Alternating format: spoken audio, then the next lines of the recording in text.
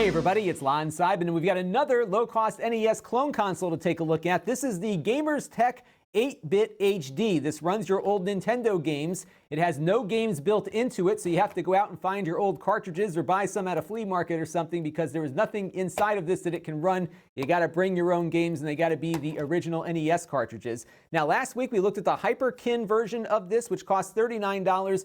This one costs $29, and you get not one, but two controllers in the box, as well as the ability to output to high-definition televisions. We're going to be taking this thing and putting it through its paces here in just a second, but I do want to mention, in the interest of full disclosure, this was provided free of charge from Gamers Tech. However, all the opinions you're about to hear are my own. Nobody is paying for this review, and no one is reviewing this content before it is posted. So let's take a closer look at the hardware now. You definitely get what you pay for with this thing, although you get quite a bit for the $29 price tag. So the console itself is kind of cheap feeling. It's not the highest quality bit of hardware you will purchase, but it does work. One thing I did notice, though, is that my pin here is already bent on the cartridge slot, and I'm not sure how long this thing's going to last, but that was something I just noticed as I sat down to get working on it. But in addition to the console, you get all the cables you need, including the HDMI cable, and they give you two controllers in the box. They're not the best controllers, but they're passable if you lost your old NES controllers years ago.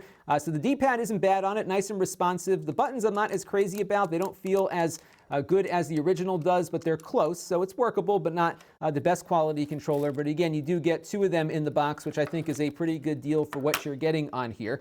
It does work with original NES controllers. I did try to use the zapper with a CRT television, the light gun. That did not work on here. So typically, light guns never work on HDMI TVs, but they do work on CRTs. On this one, the zapper doesn't work with anything. So if you want to play light gun games, the Hyperkin might be the better choice for that.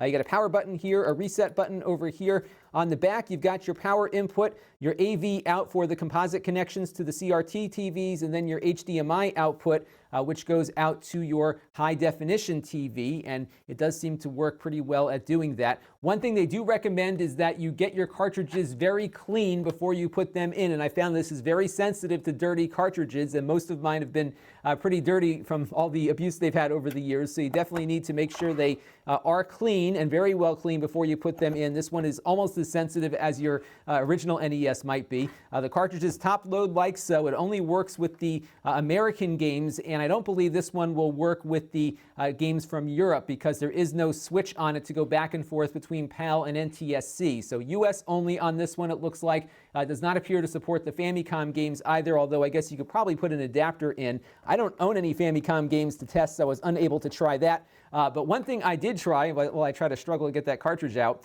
is a couple of the flash cartridges. And right now I've got the Power Pack in, which I bought a while ago, and then I had the StoneAgeGamer.com lend me the EverDrive N8. Neither of these flash cartridges work on here either, at least in my testing. So if you are planning to buy this in a flash cartridge, you should probably look at one of the more expensive FPGA-based clone consoles like the Retro USB AVS or the wicked expensive Analog NT Mini. It was able to boot the menu up on the Power Pack, but when I tried to actually load a game up, it did not work. So that is the overall hardware. Let's boot this thing up and see how it performs. All right, so let's take a look at some gameplay now. We're running the original Batman off the original cartridge here, and it seems to be working okay. This console is running with what's called a Nintendo on a chip. It's a special processor, very inexpensive, designed to replicate how the original Nintendo worked. It doesn't do it perfectly, as you'll see and hear in a minute, but it is largely capable of playing most of the games that are out there fairly well, and I think for anyone looking for a very cheap way to play some old games, this might achieve that for you. Now, one thing that I do not like about this is the fact that it runs in widescreen by default, and there's no way to go into a more original aspect ratio like a 4:3 ratio or something similar. So of course the original TVs that we had growing up were square. Everyone's TVs now are wide, and this one will only play in the wide aspect ratio. Their instruction manual suggests that you may want to use your TV's aspect ratio settings to squish the image back down into a square, but that's not a perfect solution. I don't think it's going to look all that great. By comparison, the Hyperkin console that we looked at a week or so ago does have a switch to go between that 4:3 and that 16:9, but generally by default this is what you're going to see here.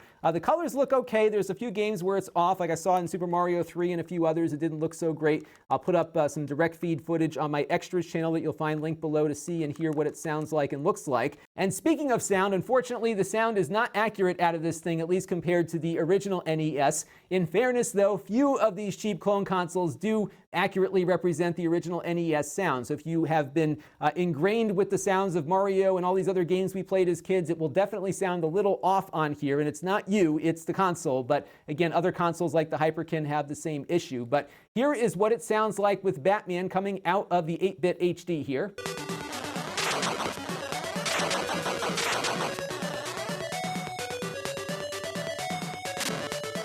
And now here is what the original sounds like.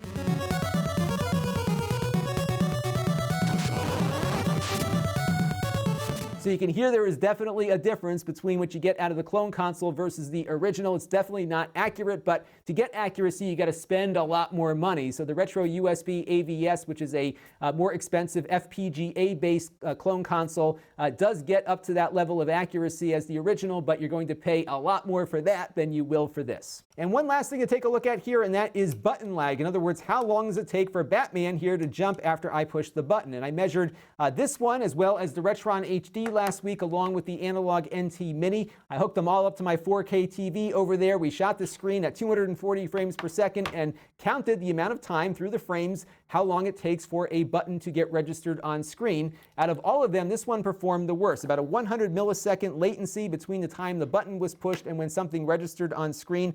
The RetroN scored 84 milliseconds of lag, and the analog NT Mini, which costs about $500, that one came in at 44 milliseconds. So you can see the price differential here in how your controller lag ends up going. So the video processing hardware on here is taking a little longer than we saw on the Hyperkin, and then whatever your display is introducing obviously adds to that. So on that TV I was using, it was set to game mode, so it was an apples to apples comparison. So my TV could be putting in some lag, but you can definitely see the differences here between the ultra expensive and the ultra cheap. So this one definitely does not perform as well, and you'll certainly notice that if your TV is introducing more lag than perhaps the one I was testing. And of course, if you're having the TV do some image processing, like adjusting the aspect ratio or something, that could introduce even more lag, and you're not really starting off at a good level here to begin with. So I was disappointed to see that, especially given that the Hyperkin, which costs $10 more, performs a lot better, at least on that test there. So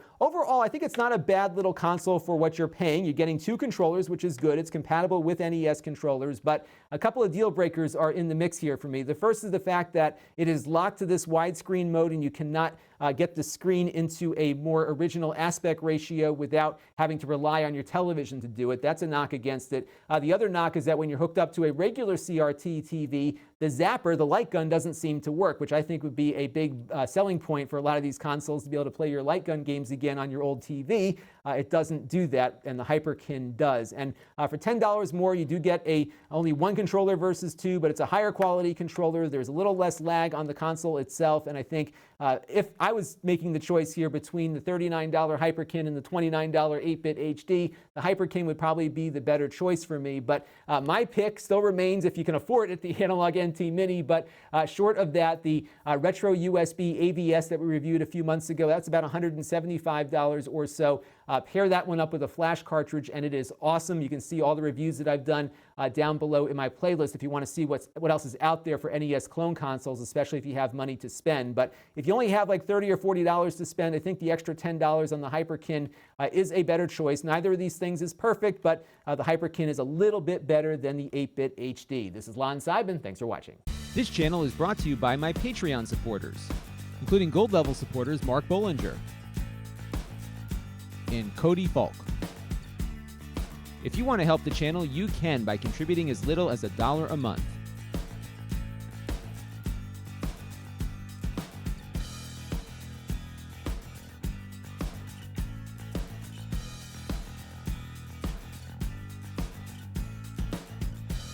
Head over to Lon.TV/Patreon to learn more.